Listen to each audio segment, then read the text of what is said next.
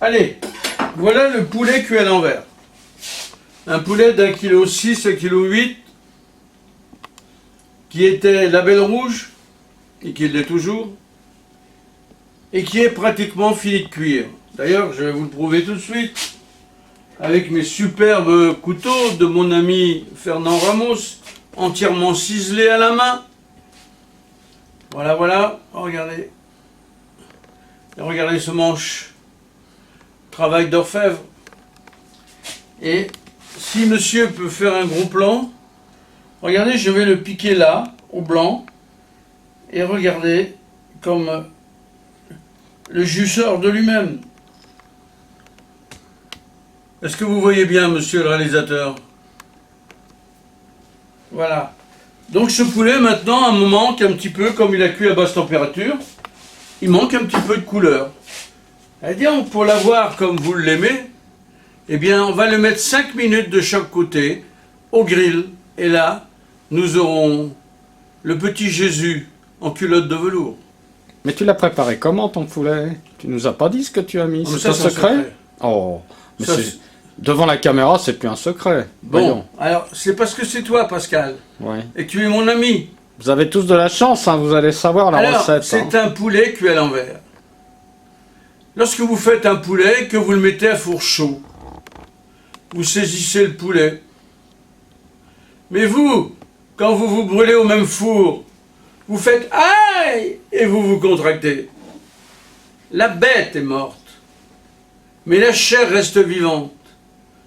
Ces molécules, qu'elles soient d'eau, de sang, ou, comment dirais-je, celles qui sentent, celles qui ressentent les choses, eh bien, ont une réaction très simple, la même que quand vous vous brûlez. Elles tirent sur les nerfs pour se contracter, se protéger. Et là, les blancs deviennent secs. Ils sont tellement serrés que même avec un marteau, vous ne pourriez pas les desserrer. On a compté des pressions jusqu'à 600 kg au centimètre carré. Tout simplement, c'est la peur, l'angoisse et... le choc. Même non, pas le stress, d'être maltraité purement et simplement. Et donc les cellules nerveuses se protègent de cette façon. Ça veut dire qu'un poulet, il faut le mettre à four froid, comme nous avons fait. Et on le met à basse température, 120 degrés. Oh, je sais, vous allez me dire que vous n'avez pas le temps. Mais par contre, vous prendrez le temps de mourir. Alors prenez le temps de manger. Le poulet, à 90 degrés, il n'y a même pas besoin de le surveiller. Vous pouvez aller faire votre jogging, votre douche, votre bain, votre cure de massage, votre jogging, tout. Vos courses, votre marché. Quand vous reviendrez, il ne sera pas trop cuit. Et au moment du service, pendant que les gens mangent les entrées, vous allez mettre simplement un coup de grill, comme je vais faire maintenant, pour lui donner la couleur désirée. Et votre poulet deviendra le poulet aimé. Tout simplement. Alors comment j'ai fait autrement le poulet? C'est tout simple. Sel, poivre à l'intérieur, à l'extérieur. À l'intérieur, j'ai mis du pain pour boire le jus. D'ailleurs, le jus qu'il y a, c'est de l'eau que j'ai rajouté. Voilà. Et ensuite, eh bien, j'ai mis du persil, puis c'est tout. Bien sûr, de l'ail et du persil. De l'ail et de l'oignon. En quelle quantité? J'ai mis 2 gousses d'ail et un demi-oignon. C'est vrai que la saveur de l'oignon, ça renforce le goût, bien entendu, des chairs. Voilà. Oui. Et donc là, je vais rebasculer. Regardez, il n'y a même pas ça. Regardez là. Vous voyez, il n'y a même pas d'éclaboussure comme vous avez dans vos fours à vous, quand vous êtes à la maison. Il y a des raisons à ça. Ça a la basse température. Qu'est-ce qu'elle veut faire? Elle ne veut pas rentrer, celui-là? Elle me fait un caprice?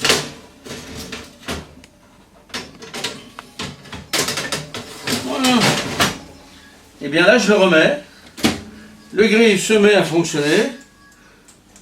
Start.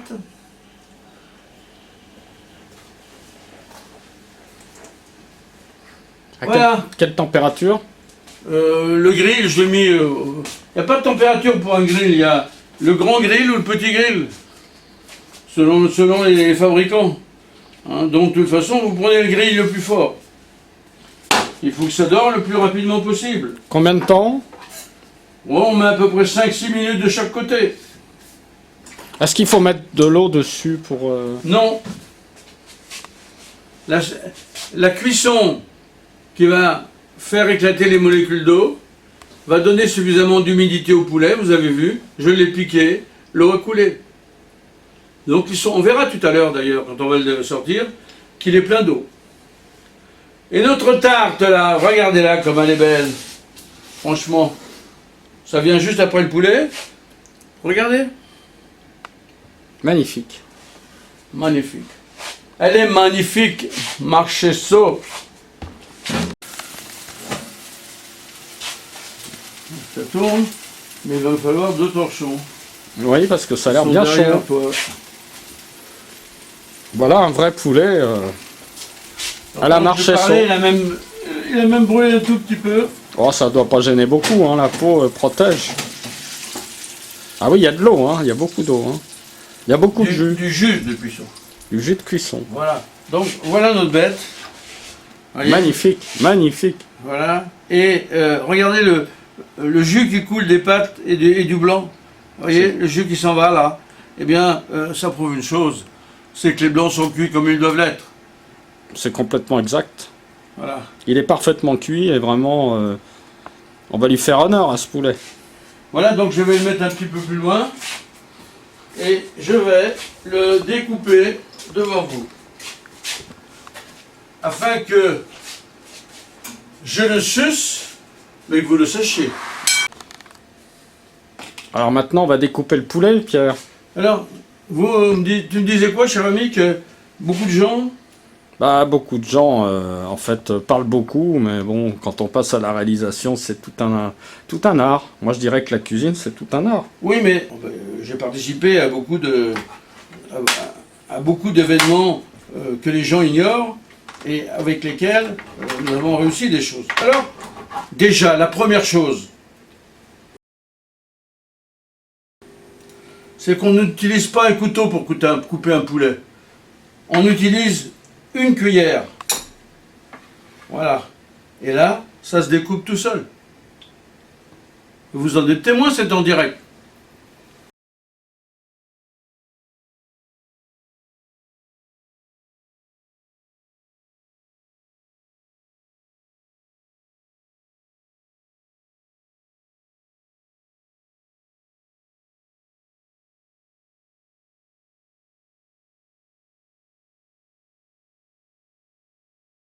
Mais Pierre, c'est la première fois que je vois découper un poulet à la cuillère. Alors ça, c'est vraiment incroyable. Et c'est pourtant comme ça qu'on fait. Regardez, vous voyez, je le fais devant vous. Ça, c'est incroyable. C'est aussi incroyable que les recettes que nous avons fait hier et que ni vous ni moi ne connaissait. Tout à fait, qu'on a créé sur place. Ah, mais ça, j'en suis témoin. Hein. Vous savez, les mauvaises langues diront que vous êtes mon copain, hein, alors qu'il y a un mois, on ne se connaissait pas. C'est exact. Mais en tout cas, j'ai au moins eu l'honneur de goûter à ces recettes tout à fait extraordinaires. Pour moi, c'est une vraie révélation. Voilà. Et ça s'appelle le bréchet. Il porte d'autres noms selon les régions de France. Et donc là, maintenant, on va passer à l'ouverture. C'était un poulet à quel prix, ça, Pierre? C'est un poulet de Bresse, d'1,6 kg, 1,8 kg, je ne sais plus bien. Mais on l'a quand même cuit 45 minutes. Hein. Mais il est tout à fait magnifique. Hein. Les blancs sont très, très, très chouettes. Là, je suis à la jointure. Voilà.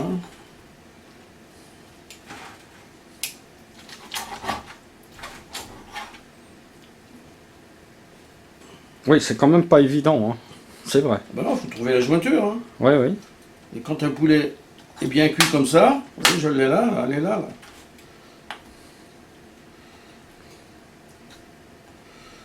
Je suis en plein sur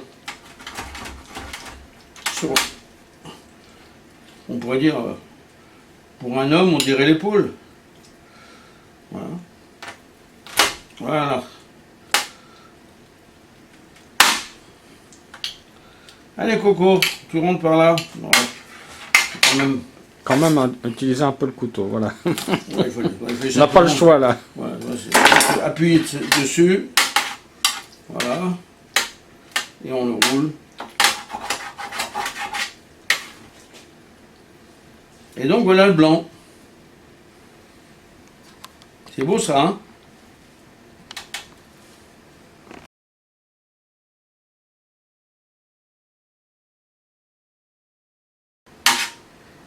En tout cas, il a une odeur merveilleuse, ça sent très bon. Mais non, faut pas dire ça. Les gens vont dire que je te paye pour ça. Ah non, non, non, moi je dis la vérité. Hein. On se connaît depuis un mois, j'ai pas de raison de raconter des blagues. Hein. On a déjà fait la campagne de France, on a fait quand même quelques régions déjà. Hein. J'imagine, j'imagine. Ouais, on a vu des belles choses. Hein. Oui. Franchement. Ah, il y a beaucoup de choses intéressantes dans la France des terroirs. C'est justement ce qu'on veut faire ressortir avec Pierre. Nous sommes vraiment conscients de nos savoir-faire et de la qualité des produits que nous rencontrons, qui est tout à fait excellente. Et il faut le faire savoir. C'est notre intérêt à tous. Cette huile d'olive de Tarascon qui a été championne du monde. Par exemple. Et je l'ai goûtée, et effectivement, elle a vraiment un parfum merveilleux. Et contrairement à ce qu'on peut penser, je dirais qu'elle a aussi des vertus merveilleuses. Forcément. Et tu as vu, là, après avoir goûté ce repas avec cette huile d'olive, comme on était à l'aise, bien, et pourtant on n'a pas bu d'alcool. Je pense que la nourriture, quand elle est saine, et qu'elle part d'un principe de règles de cuisson et de préparation, est extrêmement bénéfique pour l'organisme. Voilà, et donc voilà ma deuxième cuisse. Regarde la couleur, regarde la cuisson. Et pourtant c'est simple, c'est un poulet simplement cuit de façon traditionnelle, il n'y a pas besoin de sans chercher des choses compliquées. Voilà. Et maintenant, on va faire... On commence à voir la farce. Hein. Il a quand même été bien farci. Hein. Oui. En réalité, c'est pas une farce. C'est ce qu'on appelle le poulet paysan.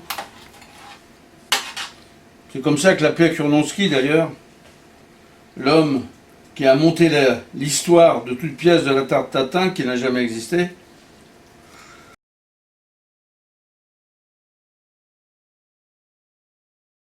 La tarte tatin telle qu'elle est décrite dans nos livres, cette histoire merveilleuse qui est marrante, est fausse. Elle a été créée de toutes pièces avec le chef de Maxime.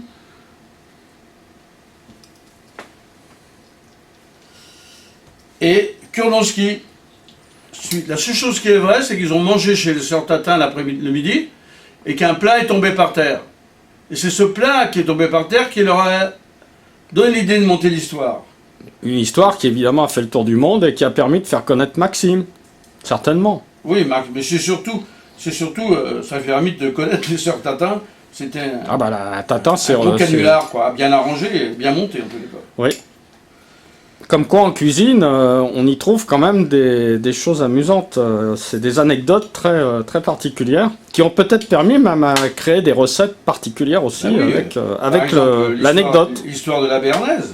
Voilà. Voilà, qui s'est créée non pas en Béarn comme on pourrait le croire, mais qui s'est créée dans une auberge à l'entrée, au croisement des routes qu'il y a, le grand croisement qu'il y a à l'entrée de Saint-Germain. Voilà. C'est tout à fait étonnant. Et en même temps, ça prouve quand même qu'on a de l'imagination en France. Hein. Comme l'histoire de la Madeleine, comme l'histoire de la chantilly, comme l'histoire des poires tapées, comme l'histoire de la pomme de terre. C'est quand même incroyable. Bah, moi, je ne sais qu'une chose, c'est que la pomme de terre a été importée en France par Parmentier. Est-ce bien cela? Non. Décidément. Parmentier était un général, amiral, des vaisseaux du roi, Louis XV. Et effectivement, ils ont ramené des pommes de terre. Et ces pommes de terre furent plantées là, à côté de l'étoile, là où il y a le... Mais l'étoile à Paris? Oui, là où il y a, comment ça s'appelle, la dernière station de métro avant d'arriver à l'étoile quand on vient de la Porte Maillot, c'est quoi? Avant la dernière station. Oui, où c'est que tu prends quand tu vas au club de l'amitié. Sur la place, là. Oui, oui, tout à fait. C'est terrible. Bon, peu importe. Vous la situez. Et là, c'était des champs autrefois. Et c'était la famine à Paris. C'était la famine. Alors, ils eurent l'idée de planter ces fameuses pommes de terre en marquant Jardin du roi, interdit, plantation secrète, interdit d'y toucher. Et les soldats avaient ordre, les gens qui venaient voler ça, de les laisser faire et de ne pas les arrêter. Tiens. Voilà, parce Comme c'est qu'à l'époque, on ne mangeait pas ce qui venait de la terre. On ne mangeait pas les racines. C'était les cochons. Mais là, il fallait bien se nourrir. Et on a vu apparaître sur les marchés ces fameuses tubercules qui étaient des pommes de terre, qui venaient de la terre. Ailleurs, ça s'appelle patatos en anglais, et chaque pays a sa propre production et son propre nom. Là, je vais m'interrompre. Regardez ce qui reste pour la carcasse. Voilà, avec la carcasse que j'ai découpée sans couteau, comme ça se fait normalement. Alors, j'ajouterais, pour être honnête, que la cuillère qui sert à découper un poulet, au lieu d'avoir deux bords arrondis comme ici, elle a un bord droit coupant. Ce qui m'évite d'avoir le problème que j'ai eu à l'encoignure tout à l'heure. Et que j'ai dû prendre un couteau. Mais on trouve encore des cuillères à poulet? Bien sûr.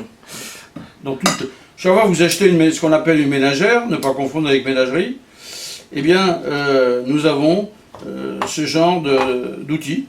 Voilà, ça s'appelle une cuillère à bord coupé. J'en apprends tous les jours. Hein. C'est quand même assez incroyable. Mais non, je l'ai volé sur un bloc, c'est encore.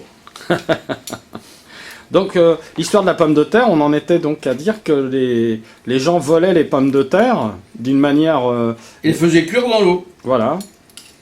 Et donc, c'était la nourriture des Indiens autrefois, là-bas au Pérou, partout. Voilà comment ça s'est vulgarisé dans Paris. Donc, c'est arrivé par le canal, je dirais, de la famine. Oui, et Parmentier, qui était le pilote, qui était l'amiral qui commandait cette flotte.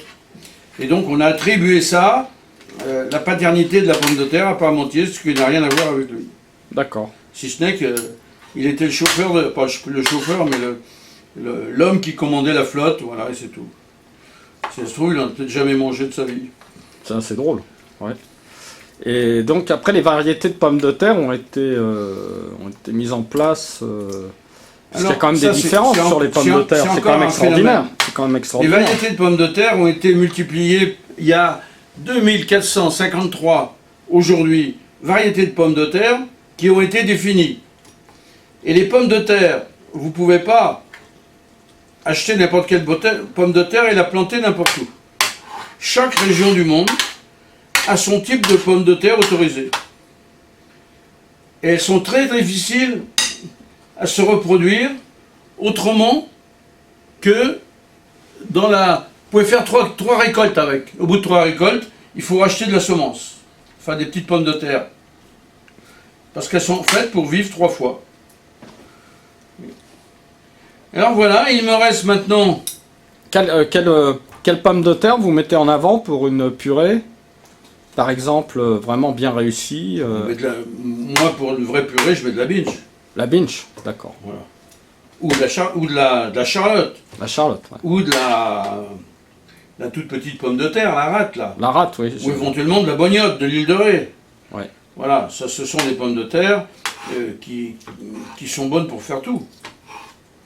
Même les frites faites à l'eau.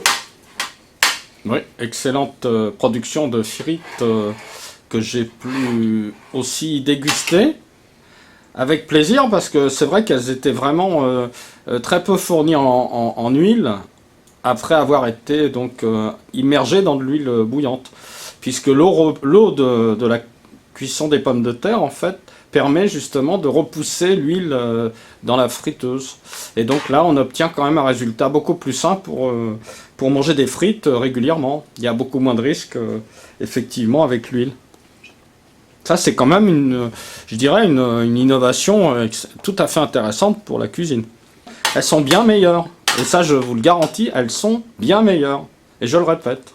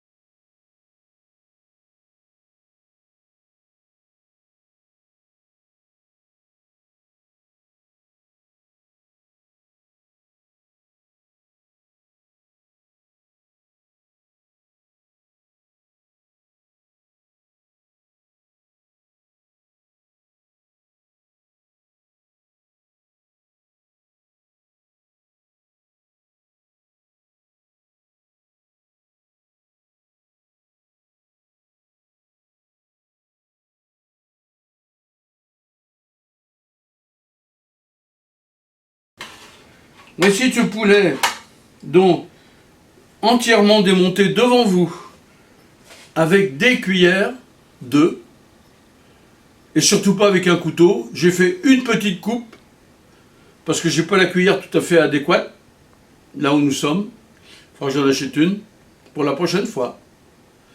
Allez, bon week-end.